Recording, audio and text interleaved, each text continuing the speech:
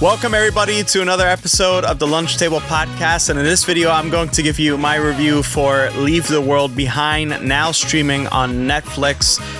What a frightening movie. Not going to lie, it does definitely put things into perspective, and it leaves a sour taste in your mouth, and it kind of gets me scared. I mean, this is a pretty realistic movie, so let's get into it. Leave the World Behind stars Julia Roberts, Ethan Hawke, and Mahershala Ali. Remarkable cast. It is inspired by the book written by Rumaan Alam, Leave the World Behind, of course, and it is produced by the Obamas. There's a lot of conspiracy going on. A lot of people are saying that perhaps this is a warning to what's to come. I'm not too sure. This is an interesting project for the Obamas to work on. Nevertheless, though, this movie definitely leaves some type of warning that I think you can't help but to look a little deeper into it. So I don't know. As for the movie itself, it's pretty slow paced. A lot of people were leaving bad reviews. Now it's up to 75% on Rotten Tomatoes. I think a couple days earlier it was like around 45%. So I think a lot of more people like this movie, probably not because of the story itself, but the way how certain apocalyptic elements occurred. So there's this family, and they're taking a family vacation in this like Airbnb place on Rhode Island, and it was given to them by Mahershala Ali's character George and his daughter Ruth, and they come back. And it looks like that they know at least he knows what's going on. So he deals with financial stuff. And apparently he says there's this guy, he was telling a story to Julia Roberts, and it was quite, I actually was mad at her because I was like, stop being such a bitch. Let the guy finish. You know, all this shit happened and the guy knows what's going on. I was so pissed off with her character a lot of times because it was like, she wants answers. And then she's like, leave me alone. I don't care. Get away from me or whatever. I was like, girl, stop. What the fuck? So he's obviously he's probably talking about Elon Musk, right? Or at least somebody. And I know there's this conspiracy where a lot of people are, say that there's this, which I'm not going to go into much detail because probably the platform I'm in is controlled by that as well. Who knows? Conspiracy, right? There's this shadowy organization and they're in control of stuff. But this posits that that's not actually quite the case. It's just that things happen. And there are people who know and people who don't know. And the wealthy and the elite, they know and they are more prepared. And so that's pretty scary. That puts you in perspective because you're thinking, well, maybe I don't have much money. It's expensive to prepare, like how Kevin Bacon's character prepared. This is Danny.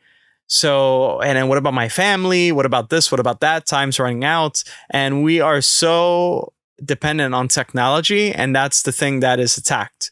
And then it gets into this notion of perhaps civil war or something like that, where there's these pamphlets that are being thrown out of this drone, which I don't know why the military isn't shooting those drones down.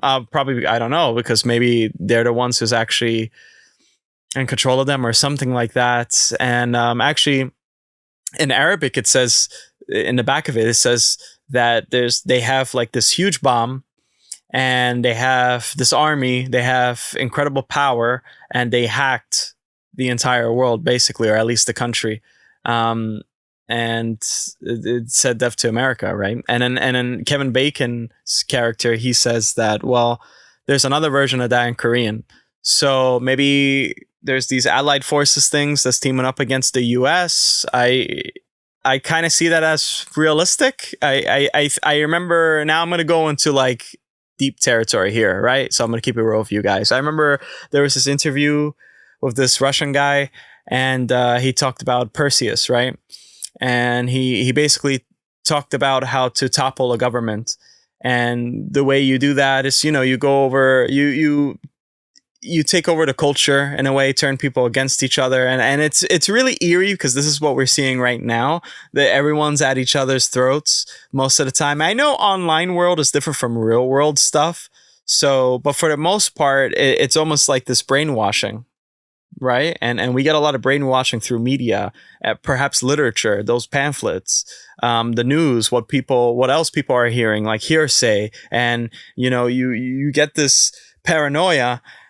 And at the end, humans will be humans and they want to fend for themselves and their families. And so the way how this movie portrays that, it's in a really personal way through these characters. And again, the performances are absolutely wonderful. I love Mahershala Ali.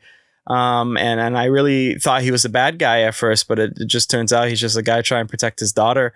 And so the whole movie puts that in perspective. There was this other thing that I was hearing some theories about Rosie's character, played by Farrah McKenzie, that she broke into a black family's home. And so that's supposed to symbolize, like, I don't know, it's supposed to be like some racial thing or whatever. I mean, that could happen too, you know. The deers, I didn't know quite, I don't know what was the theme really behind that. So let me know in the comments below. But perhaps that symbolized, you know, humanity or people. You know, and also there's this thing where deer, if their peace is disrupted, they'll of course run to somewhere where it's more peaceful, and they're running away from the landscape or the view, at least, of the rest of Long Island, and that's being completely destroyed. Good to know also, which I can't wait to do a review on, Alex Garland, director of Ex Machina, Annihilation, stuff like that. Awesome director. He's going to do a movie, and they just dropped the first poster for that called Civil War. So I'm really fascinated to see what's that about. I know that this is in the media a lot and it talks a lot. You know, everything's pretty high level right now, and it is scary times. What makes me more scared is that the Obamas produced this movie. I'm like, y'all couldn't produce Teletubbies, you had to produce this movie. So that made me even more scared. I was like thinking, man, oh man, it got me thinking, do they know? You know what I mean? But you know, we all know that Netflix has its sort of marketing. They transcended traditional ways of marketing in a way, and it's more like psychological. They're like China at this point, I swear, the way how they're marketing stuff. So I don't know if keeping the Obamas there or having them produce was like a way to kind of get people scared and talk about the movie a little while. I mean, Bird Box was basically a marketing for memes or something like that, right? And so then Bird Box did really successful, and then we got Bird Box Barcelona, and Netflix is making tons of money. So, yeah, but as for the movie itself, just watching it without being completely terrorized, the movie was quite boring, not going to lie. The movie sits at 2 hours and 21 minutes. I felt like I was watching this movie for 4 hours sometimes, you know? And I think it has a huge problem with pacing. It's a slow delivery, and it lets you sit with these horrifying moments, and it makes you wonder what's going on with the world, with these characters. And again, you can't access your phone, technology, so you can't really go anywhere else to pick up a newspaper as well, because you may be lost, because Ethan Hawke's character is completely incompetent. He can't read street signs. He has no idea where he's going. And so his character a little bit kind of bothered me. I'd say Julia Roberts' character and Ethan Hawke's character bothered me the most, because she was a bitch and Ethan Hawke was a dumbass. But Mahershala Ali, he seemed like a strong father figure, and he really just wants to protect his daughter. I like Ruth as well, because Ruth, she's, you know, which is funny because she has the 96 tattoo. I'm guessing she was born in 96. Like, that's something about new beginnings or something. That's what it represents. A lot of people are saying. I'm not into like horoscopes or shit like that, but that's what people are saying. And so she was pretty good. She's worrying about her mother. She was on an airplane, and airplanes are going down one by one. So it's a horrifying thought to think, like, you have no idea whether, like, how you could confirm your parents' death. It's a really dire situation. And I felt bad for Rosie's character. She felt really depressed, and you know, her only outlet is to watch Friends, which to me, that's like torture, but hey, the more the merrier. And at the end, the movie literally ends with her finding this bunker in this people's place, and she actually puts in the DVD for Friends and watches the final episode.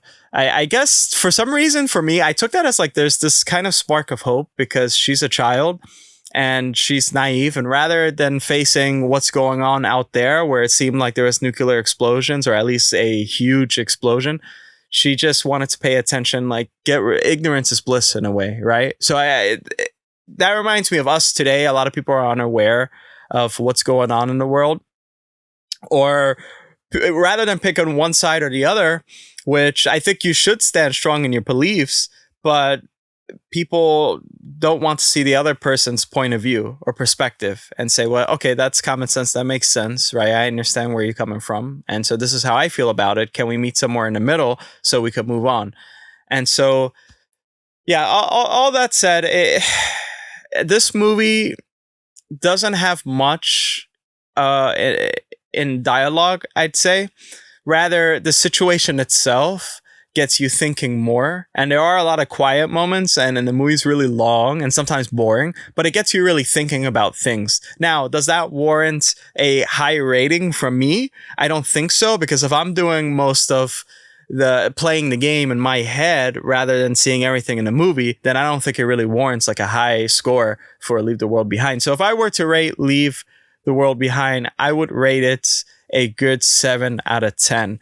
And that is my review for Leave the World Behind, now streaming again on Netflix. Guys, I just did a Doctor Who Special 3 review, so check that out. Links down below. We have plenty of content, plenty of movie reviews coming your way. I will be doing a review for Wonka coming out pretty soon, so stay tuned for that. And I have some good surprises along the way for this month. So this month is jam-packed. If you made it to the end, please drop a like. I love you guys. Thank you so much. I really hope you enjoyed this video. And as always, see you guys.